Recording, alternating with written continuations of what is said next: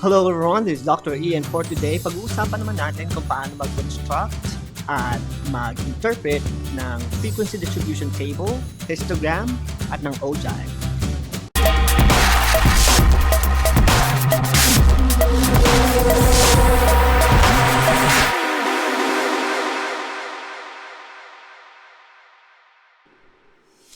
Isa sa pinakamahalagang skills na kailangan natin matutunan sa statistics ay ang pag-organize ng mga ungrouped data at pag-interpret ng mga tables and graphs na na-generate natin mula sa mga data na ginagamit natin. At yan ang pag-uusapan natin on our lesson on FDT and ogive. Ano nga ba ang FDT at ano nga ba ang ogive?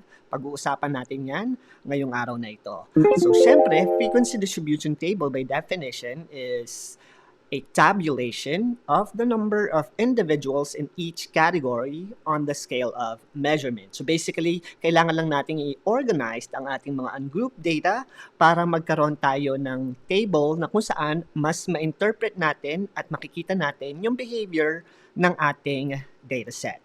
Let's take an example on growing boys. So in this case na gagawa natin ng frequency distribution table, the researchers are interested in determining the age at which adolescent males show the greatest rate of physical growth.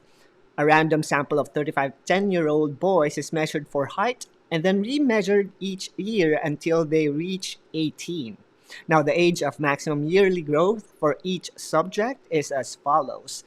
So, kung titingnan ninyo, kailangan naiintindihan ninyo yung storya behind doon sa numbers para mas maintindihan ninyo yung pagbuo ng inyong tables and graphs. So, dito, meron tayong 35 boys na kung saan minonitor natin yung kanilang height progression mula nung kanilang 10 years old hanggang 18 years old at ni-record natin yung pinakamataas na rate or growth rate nila doon sa mga edad na yan. At dito sa 35 boys natin, from 10 years old to 18 years old, yung kanilang growth spurt na tinatawag happened on this age. So, ibig sabihin, let's say meron tayong individual 13. So, first boy natin na 13 years old yung nakuha natin dataset at 13 years old doon nag-hit yung pinakamataas na growth rate nitong batang ito nung mineasure natin yung kanilang height.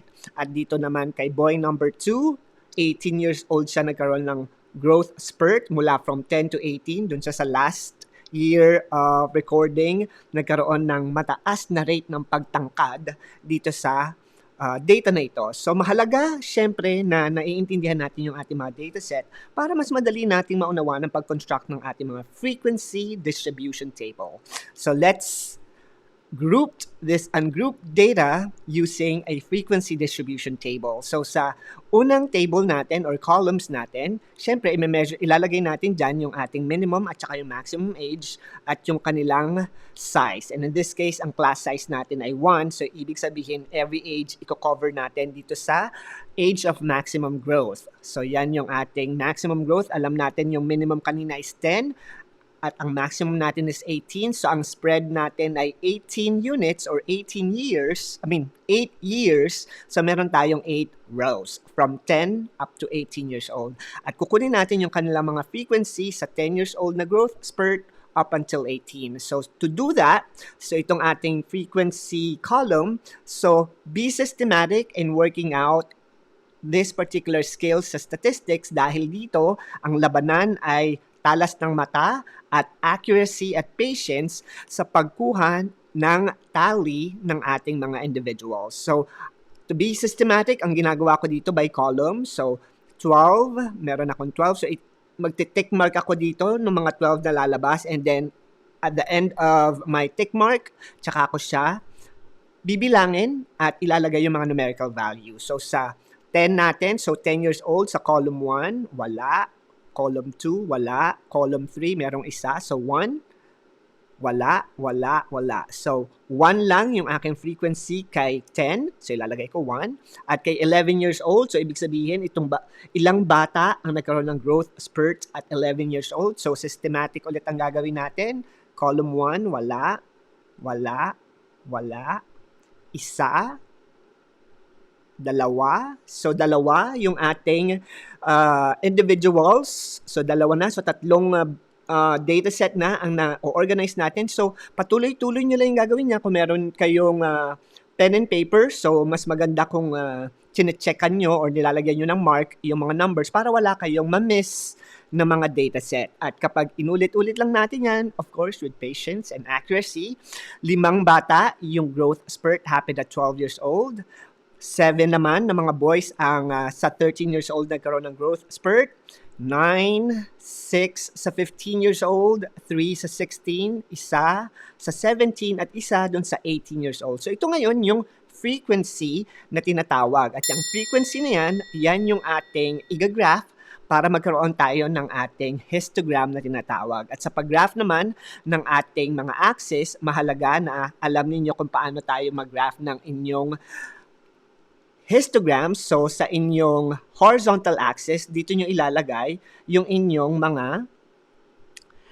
age ng ating dataset. So, ang ating age, nag-spread siya from 10 all the way to 18. So, magbilang lang kayo 10, 11, 12, all the way to 18. At yung vertical natin, yan yung ating magiging frequency. So, ito yung ating frequency.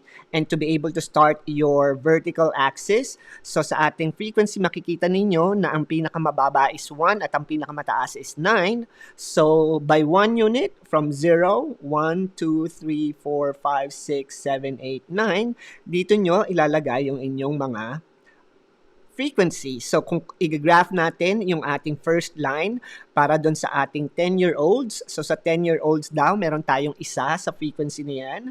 So, ang gagawin ko, usually, nag-graph na ako ng vertical line hanggang sa pinakataas. So, light lang yung line na gagawin ko. And then, ang gagawin ko afterwards is to draw my bars sa ilalim. So, at 10 years old, sabi doon, isa lang yung frequency. So, ito yung 1. So, at 10 to 11, it's right here. And then 11 years old is 2. So, ito yung 2. And then at 13 years old or 12 years old, meron tayong 5. 1, 2, 3, 4, 5. Hanggang sa mabuo nyo yung inyong frequency distribution table at lalagyan nyo lang ng shade yung inyong mga bar graphs. Siyempre, hindi ko pa siya kinukumpleto dahil kukumpletuhin natin yan dito sa ating computer representation at pinakita ko lang sa inyo kung paano mag-umpisa ng ating mga axis dahil karamihan sa atin, yun yung unang challenge sa paggawa ng histogram or ng ating mga graphs. Yung pagbuo ng ating axis, yung ating horizontal axis at yung vertical axis. So in this case, at 1 years old, meron tayong 3%.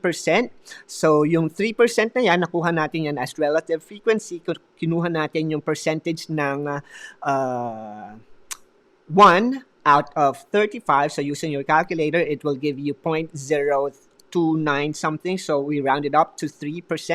And then 2 out of 35, we have 6%. So it will give you an idea kung gaano kalaki or yung value ng ating mga bars na nakikita sa ating histogram para yung ating histogram ay mas maging descriptive at mas makatulong sa pagbasa ng ating frequency distribution table. So from our relative frequency or from frequency to relative frequency, kailangan lang nating convert yung ating mga numerical value, yung ating mga individuals into percentage from the total, which is 35 samples from this case. So, 5 out of 35 is going to be 14%. Or doon sa ating vertical line, hindi ko siya kinuha as percentage, but that's frequency, but it still gives you the idea on why we're using yung ating mga bars at yung mga relative frequency doon sa ating graph.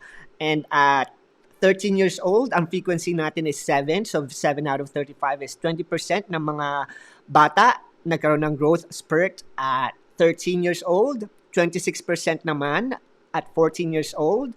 17% naman is at 15. 9% at 16 years old. 3% sa 17 years old at 3% doon sa 18 years old. At ito ngayon yung tinatawag nating histogram na kung saan na-highlight natin yung frequency ng ating mga individuals according sa ating data set na kung saan kinukuha nga natin kung kailan nagkaroon ng growth spurt yung mga bata doon sa ating research. And this research is showing us that our distribution is slightly symmetrical, or in statistics, sinatawag nating normal.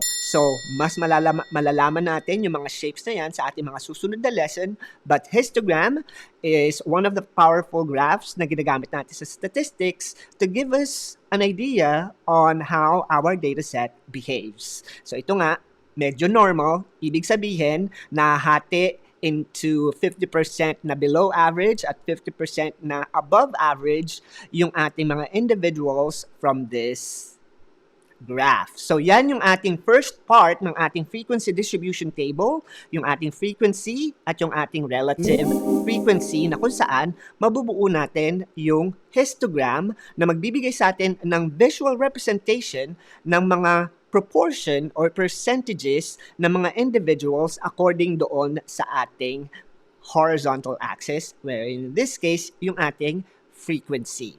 Now, paano naman tayo gagawa ng ogive or ng relative cumulative frequency graph mula dito sa ating dataset? At yan yung ating susunod na gagawin mula sa ating FDT. So, sa pagkuha ng cumulative frequency, ang gagawin nyo lang, karamihan sa mga estudyante ko nalilito dito, pero ang goal, pagka kumuha kayo ng cumulative relative frequency, ay syempre, uunahin nyo muna yung inyong cumulative frequency column. So, paano ba natin kukunin yung cumulative frequency column? Magmumula siya syempre sa frequency. At yung una nating row sa frequency natin is 1.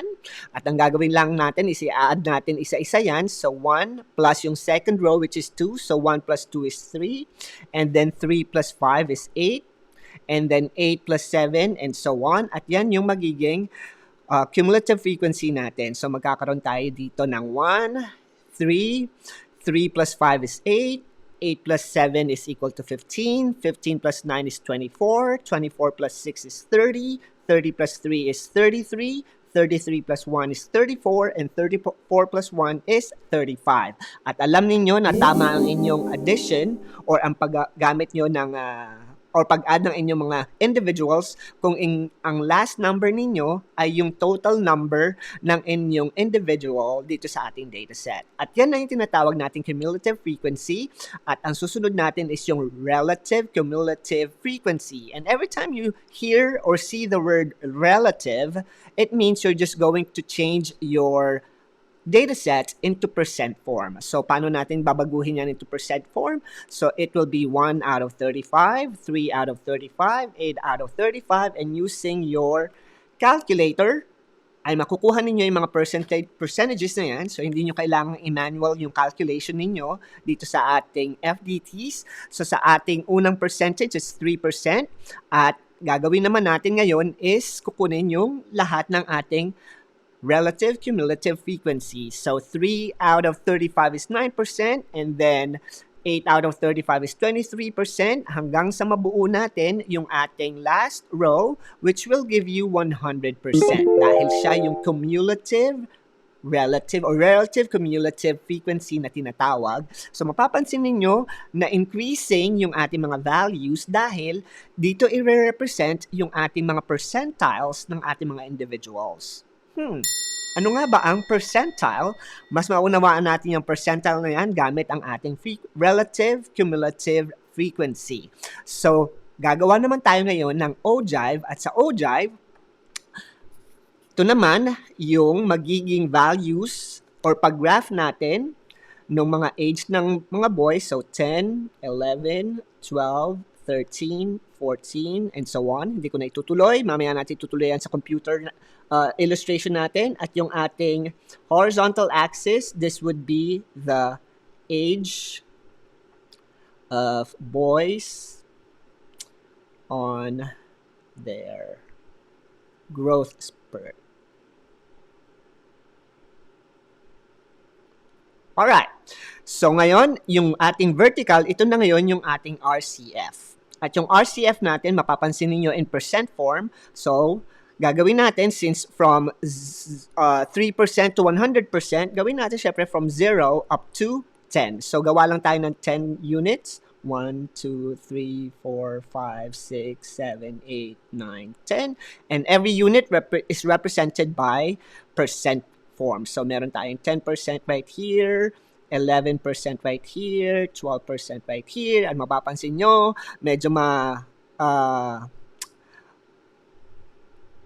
magulo yung aking graph dahil gumagamit lang ako ng marker ko at saka ng ating whiteboard. So every time gagawa kayo ng mga graphs in statistics or in any mathematical graph, always use a graphing paper para yung scales ninyo ay consistent at hindi katulad nung sa akin na tansya-tansya lang. So, at least makikita pa rin natin kung paano natin ginagawa siya by hand. So, ang gagawin ulit nyo is, ang technique ko pala dito is to draw my vertical line para mas madali ko makikita yung aking mga dots later on. At ang una kong kukunan ng dots is yung aking first relative cumulative frequency at 3%. So at 3%, this is 10 and this is 10. So at 3%, so somewhere here, it doesn't need to be too accurate. And then at 11, I have 9%. So 11 at 9%, so somewhere here. At 12 years old, meron akong 23%. So 10 and then 20%. 20 pala to, hindi 11. 20 and then 30% and so on. And then 20% is right here. 23 yung hinahanap ko, so slightly higher than 20%. And then hanggang sa mabuo ninyo yung inyong mga RCF. So para mas malinis, gawin natin dito sa ating slides. So sa 10, meron tayo dyang 3%. And then meron tayong 9% at 11 years old. Meron tayong 23 hanggang mabuo natin yung 100%. At mapapansin ninyo, ito na yung itsura ng ating ogive na hinahanap. At yung ogive na yan, isa sa mga halagang graph yan sa statistics because this is also one of the tools that we use to approximate percentile. Ano nga ba yung percentile? Bibigyan ko kayo ng isang example kung paano natin gamitin yung percentile. So let's say, hinahanap ko yung percentile ng mga batang nagkaroon ng growth spurt. Let's say yung age natin is at 14 and a half. So kung 14 and a half years old yung ating batang lalaki dito sa 35 students na to, ano yung kanyang percentile? So from here, kukunin lang natin yung 14 and a half, which is between 14 and 15, and then gagamit tayo ng straight edge, kukunin natin yung intersection niya along the graph. At yung intersection niya is pumalo doon sa frequency na yon or relative cumulative frequency which represented by, if we're going to count it, it will be 50, 60, 70, so slightly lower than 80%. So dito, yung mga batang may edad na 14 and a half, yung kanilang growth spurt, ang percentile niya is at about 80th percentile. So 80th percentile or let's say 78th percentile, it means 78% ng mga bata ay ganong edad nagkaroon ng growth spurt at pababa.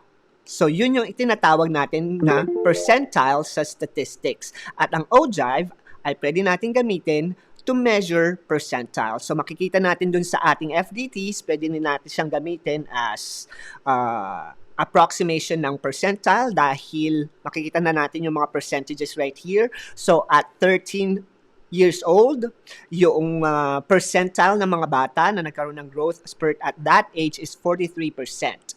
At pagdating naman ng 17 years old, makita nyo 97. Ba't pa ang laki, sir? Ano yung ibig sabihin ng 97% na yon? Ibig sabihin no, 97% ng 35 students natin ay nag-hit ng growth spurt at 17 years old pababa. Kaya malaki na yung kanyang coverage. So that means only about 3% ng estudyante ang nagkaroon ng growth spurt above 17 years old, which is yung 18 years old. So, ganun natin tinitingnan yung percentile at yung paggamit ng ogive. So, dito sa ating example sa slide, kung i-interpret natin siya in words, about 80% of boys had their growth spurt at age 14 and a half based on our dataset and our frequency distribution table. So dalawang graphs ang pwede natin ma-produce sa FDT. Yun yung ating histogram at yung ating ogive. Ang FDT or ang histogram, it gives us the visual representation ng mga percentages ng ating individuals based doon sa ating horizontal axis. At ang ogive naman, yan yung ating relative cumulative frequency graph na nagbibigay sa atin ng approximated value ng percentiles ng mga individuals base doon sa ating FDT. So let's have more examples on how we use ogive dahil in statistics, it's important that we're not only understanding the formula and the math involved in our processes. Half of the battle that you need to win is interpreting your tools tulad nung ginagawa natin dito. So, gamit tayo ng iba pang ogive. So, dito naman yung ating dataset would be the ages of the US presidents on their inauguration. So, ano ba yung data na yan? So, si George Washington, who is the first US president, on his inauguration, ang kanyang edad ay 57 years old. So, munti ka na maging senior citizen, pero hindi pa. So, si Washington ay 57 years old nung naging presidente ng United States of America. At kung titingnan naman natin sino pa bang mga popular na US president? Si Taft, which is 51 years old.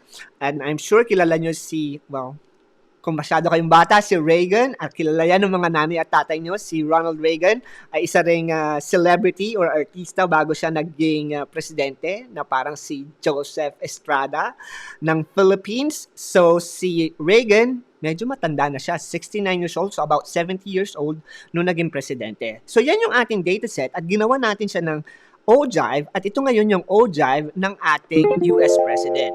So ito yung ating ogive na tinatawag at ang sasagutin natin ngayon is kung si Bill Clinton ay young president kumpara doon sa mga naging US President on inauguration. So since meron na tayong ogive at alam na natin kung paano basahin ang ogive, masasagot natin yung question na ito base lamang sa pagbasa ng graph. But first, ilan taon ba si Bill Clinton nung naging presidente ng United States? So si Bill Clinton ay 46 years old nung inauguration niya as the POTUS or President of the United States. So at 46 years old, tingin nyo ba batang presidente si Bill Clinton kumpara sa mga naging US President? Malalaman natin yan gamit ang ogive. So ito ngayon ang ating ogive. So kukunin lang natin yung position ni Bill Clinton sa horizontal axis at si Bill Clinton ay 46 years old. Kaya at 46 years old, which is right here, kunin nyo lang yung point of intersection ng ogive doon sa inyong vertical axis at makikita ninyo na ito yung position ng edad ni Bill Clinton kumpara sa mga naging US President dito sa ating dataset. At ito ay about 10th percentile, which means 10% ng mga naging US President ay kasing edad or mas bata kay Bill Clinton. Yan yung ibig sabihin ng percentile. So, kung sasagutin natin, is Bill Clinton a young president during inauguration? Looking at the graph, masasabi agad natin na yes, Bill Clinton was a young president during his inauguration because we are seeing that about 90% ng mga naging US president ay mas matanda kesa kay Bill Clinton. So, ganyan natin ginagamit yung ating mga tools sa statistics or yung ating mga graphs and tables so that we'll be able to approximate or make intelligent conclusion based on the data that we are seeing. So, to answer this in sentence form, according to our ogive, it shows that Clinton's age places him at about 10th percentile mark, which means Bill Clinton was younger than about 90% of all the US presidents based on his inauguration age, or if you want to see it on a different perspective, Bill Clinton is about 10% older or 10% of the US presidents has the same age or younger than Bill Clinton. So, ganyan natin kukunin or gagamitin yung ating ogive. Kaya, ang ating number bender challenge for the day, given ang ogive na to, sagutin nyo naman sa akin, type it all in, was Abraham Lincoln a young president relative to all the US presidents on their POTUS inauguration? At syempre, masasagot nyo yan, babalikan ninyo yung table, alamin ninyo ang edad ni Abraham Lincoln. Now, go to the ogive and approximate kung anong percentile nasaan si Abraham Lincoln. At yan ang ating lesson on frequency distribution table, how to construct a histogram, and how to construct an ogive na kinakailangan ng patience and accuracy dahil we're working on data individually, and of course, with the use of your calculator, you'll be able to compute for those percentages na kailangan natin para sa ating FT. This is Dr. E, and see you again next time.